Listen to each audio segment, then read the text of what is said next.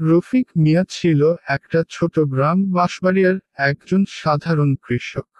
ছোট্ট একটা জমি আর কিছু গরু ছিল তার সম্বল। জীবন সহজ ছিল না।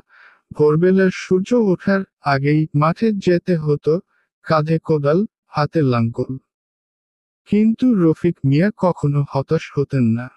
গ্রামের অন্যেরা যখন খরা বা ঝড়ে ফসল নষ্ট হওয়ার ভয় হাল ছেড়ে দিত, তখন রফিক মিয়া নতুন উপায় খুঁজতেন।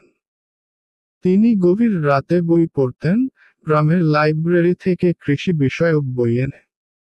সেখানে থেকে তিনি শিখলেন কিভাবে নতুন ধরনের সবজি চাষ করতে হয়, কম পানি দিয়ে ফসল বাঁচাতে হয়।